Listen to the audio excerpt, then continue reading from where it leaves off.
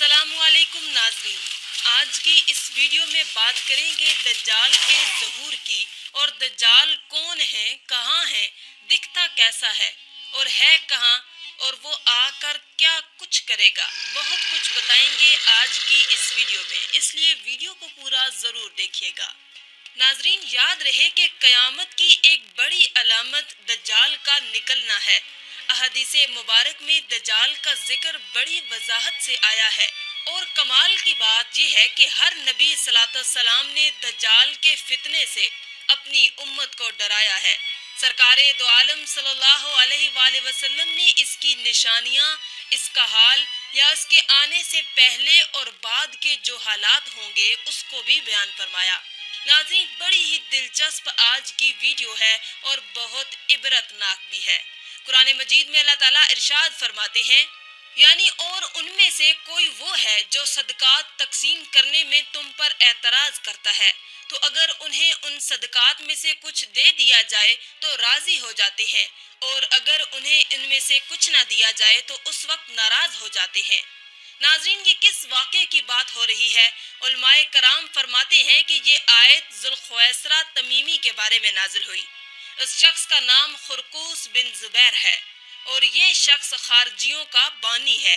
رسول کریم صلی اللہ علیہ وآلہ وسلم مال غنیمت تقسیم فرما رہے تھے، تو ذوالخویسرہ نے کہا، یا رسول اللہ، عدل کیجئے۔ تو حضور پاک صلی اللہ علیہ وآلہ وسلم نے فرمایا کہ تجھے خرابی ہو کہ میں عدل نہ کروں گا تو عدل کون کرے گا؟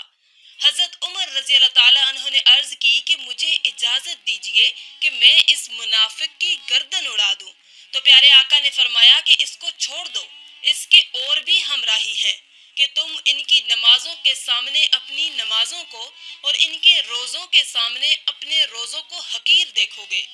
وہ قرآن پڑھیں گے اور ان کے گلے سے نہ اترے گا، وہ دین سے ایسے نکل جائیں گے جیسے تیر شکار سے نکل جاتا ہے۔ ناظرین، اس گستاخ کی، اس بدبخت کی گستاخی دراصل اس بدترین فتنے کا پیش خیمہ ثابت ہوئی جس نے بعد میں امت مسلمہ میں زبردست انتشار پیدا کر دیا۔ حضرت عثمان غنی رضی اللہ تعالی عنہ اور مولا علی کے دور خلافت میں اسلامی ریاست کو چیلنج کرنے والے یا اتھارٹی آف اسلامک ریاست کو چیلنج کرنے والے باغی در حقیقت اس کے ساتھی تھے۔ جنگ صفین کے موقع پر جب حضرت علی رضی اللہ تعالیٰ عنہ نے ہر خرابی سے بچنے کے لیے تحکیم یعنی فالسی کے راستے کو اپنایا کہ چلو بیچ میں کوئی فیصلہ کر لیا جائے، تو پہلے تو خوارج نے اس کی حمایت کی، مگر جب یہ فیصلہ کر لیا گیا تو یہ خوارج اس کو رد کرتے ہوئے مولا علی کے لشکر سے بھی نکل گئے۔ نعوذ باللہ، یہ آپ کو کافر کہنے لگے اور باغی گروہ تیار کر کے جہاد کے نام پر حضرت علی رضی اللہ تعالی عنہ اور امت مسلمہ کے خلاف لڑنے کے لیے کھڑے ہو گئے، اور عراق کے ایک علاقے کو اپنا مرکز بنا لیا۔ نفرت کا یہ عالم تھا کہ انہوں نے حضرت علی رضی اللہ تعالی عنہ کے شہر کو بھی چھوڑ دیا، اور جنگلوں میں، صحراؤں میں، پہاڑوں میں گھات لگا کر بیٹھ گئے، جہاں وہ اپنے مخالفین کو پکڑ کر ظلم و ستم کا نشانہ بناتے اور انہیں قتل کر دیتے تھے۔ ان کی سرکشی بڑھی تو مولا علی نے صحابہ کرام کا لشکر لیا اور ان خوارج کے خلاف جنگ جیت لی اور انہیں شکست دے دی۔ جب مولا علی کے لشکر نے خوارج کو ختم کر دیا تو آپ نے فرمایا، اس نشانی والے آدمی کو بھی تلاش کرو۔ اس کی نشانی بتائی، لوگ گھومنے لگے لیکن وہ نہ ملا، تو آپ نے پھر فرمایا کہ انہیں جا کر پھر تلاش کرو۔ خدا کی قسم، نہ میں نے جھوٹ بولا ہے اور نہ ہی مجھے جھوٹ بتایا گیا ہے۔ یہ بات انہوں نے 2 یا 3 مرتبہ کہی۔ پھر لوگوں نے ایک کھنڈر سے اس نشانی والے بندے کی لاش کو ڈھونڈ لیا، مولا علی کے سامنے رکھی۔ عجب نشانی تھی کہ وہ جس کا ایک ہاتھ عورت کی پستان جیسا تھا۔ بہرحال امیر المومنین رضی اللہ تعالی عنہ نے تکبیر کہی اور حمد الہی بجا لائے۔ کسی شخص نے کہا، آپ کے ساتھی نے کہا کہ ہم تھے جس نے اس خوارج کی نجاست سے زمین کو پاک کیا۔ وہاں امیر المومنین نے جملہ فرمایا، اور یہ جو پورا واقعہ سنانے کا مقصد ہے، آپ سوچ رہے ہوں گے کہ بات دجال کی ہو رہی ہے اور یہ خوارج کے ذکر کیوں شروع ہو گیا؟ امیر المومنین رضی اللہ تعالی عنہ نے فرمایا کہ کیا تم سمجھتے ہو کہ یہ ختم ہو گئے؟ ہرگز نہیں۔ ان میں سے کچھ ماں کے پیٹ میں ہیں، کچھ باپ کی پیٹھ میں ہیں۔ جب ان میں سے ایک گروہ ہلاک ہوگا، دوسرا سر اٹھائے گا، یہاں تک کہ ان کا آخری گروہ دجال کے ساتھ نکلے گا۔ ناظرین، دجال ابھی آیا نہیں ہے اور کسی کو پتہ نہیں ہے کہ وہ اس وقت کہاں ہے، لیکن روئے زمین پر ایک صحابی ایسے گزرے ہیں جنہوں نے دجال کو دیکھا بھی ہے، اس سے ملاقات بھی کی ہے اور اس سے بات بھی کی ہے۔ جی ہاں، اس ملاقات میں کیا کچھ ہوا، کیا دیکھا انہوں نے، کیا سنا، آئیے پوری بات آپ کو بتاتے ہیں۔ حدیث مبارکہ میں ہے کہ پیارے آقا صلی اللہ علیہ وآلہ وسلم نے یہ پورا واقعہ بتایا۔ ایک مرتبہ پیارے آقا اچانک آپ نے صحابہ کرام کو جمع فرمایا اور خطبہ دینے کے لیے منبر پر تشریف فرما ہو گئے۔ یہ وہ ٹائم تھا جس میں عموماً حضور پاک صلی اللہ علیہ وآلہ وسلم خطبہ نہیں دیا کرتے تھے۔ صحابہ بھی حیران تھے کہ آج ایسا کیا ہو گیا ہے کہ پیارے آقا اس وقت خطبہ ارشاد فرما رہے ہیں۔ تو نبی پاک صلی اللہ علیہ وآلہ وسلم نے فرمایا کہ آج مجھے ایک ایسی خبر سنائی گئی ہے جس کی خوشی میں آج میں نے دن کو آرام نہیں کیا۔ پیارے آقا صلی اللہ علیہ وآلہ وسلم دوپہر کو کچھ آرام فرمایا کرتے تھے۔ کہا وہ بھی میں نہیں کر سکا اور میں نے چاہا کہ اس خبر میں تمہیں بھی شامل کر لیا جائے۔ بات یہ ہے کہ تمیم الداری نے مجھے بتایا کہ وہ 30 افراد تھے، ایک کشتی میں سفر کر رہے تھے اور طوفان آ گیا۔ وہ بھٹک گئے، تقریباً مہینہ بھر وہ سمندر میں گھومتے رہے اور ایک دن سورج غروب ہونے کے وقت نامعلوم جزیرے پر پہنچے۔ انہیں وہاں سیاہ رنگ کی مخلوق نظر آئی جس کے جسم پر بال بہت زیادہ تھے۔ انہوں نے اس سے پوچھا کہ تم کون ہو؟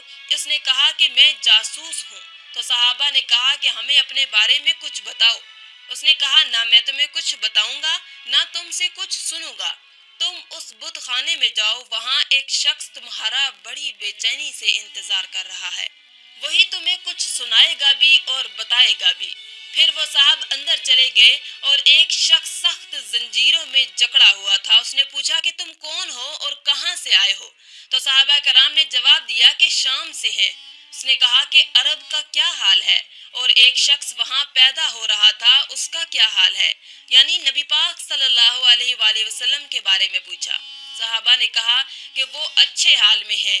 ابتدا میں ان کی مخالفت ہوئی لیکن اب تو پورے عرب پر غالب ہو گئے ہیں اور سارا عرب ایک دین ایک خدا کو ماننے والا ہو گیا ہے۔ اس نے کہا اچھا، زاغر کے چشمے کا کیا حال ہے؟ تو انہوں نے جواب دیا کہ وہ بھی اچھی حالت میں ہے، لوگ اس سے پانی پیتے ہیں، اس سے کھیتی باڑی بھی کرتے ہیں۔ پھر اس نے پوچھا کہ امان اور بسان کی کھجوروں کا کیا حال ہے؟ انہوں نے کہا کہ اس سے ہر سال پھل آتا ہے۔ یہ سن کر اس شخص نے 3 چیخیں ماری اور بولا کہ میں دجال ہوں، آئیے ہم وہ باتیں بھی سیکھ لیتے ہیں کہ اس میں ہم کیا کر سکتے ہیں۔ جو کوئی مسلمان مکہ یا مدینہ میں ہوگا وہ دجال کے فتنے سے محفوظ رہے گا، کیونکہ دجال حرمین طیبین میں داخل نہیں ہو سکے گا۔ کہ جو مسجد اقصی یا مسجد طور میں ہوگا وہ بھی فتنہ دجال سے بچ جائے گا۔ حضور پاک صلی اللہ علیہ وآلہ وسلم نے فرمایا کہ جو سورت کہف کی پہلی 10 آیتیں یاد کرے گا وہ دجال کے فتنے سے محفوظ رہے گا۔ ناظرین، آپ بھی سورت الکہف کی پہلی 10 آیات یاد کر لیں، اس کو یاد کر لیں، پھر آپ دجال کے فتنے سے محفوظ رہیں گے۔ علماء اور اہل حدیثوں کی روشنی میں یہ بات بیان کی اور فرمایا کہ پہاڑوں اور جنگلوں سے دور رہا جائے، کیونکہ دجال اکثر دیہاتوں میں جائے گا۔ ان باتوں کے ساتھ ساتھ اللہ تعالیٰ کی تسبیح اور تکبیر اور ایمان پر ثابت قدمی اور صبر سے بھی دجال سے بچا جا سکتا ہے۔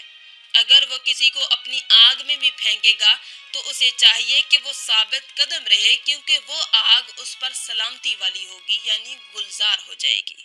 یا اللہ اس مشکل وقت میں ہر مسلمان کی مدد فرمانا، آمین یا رب العالمین۔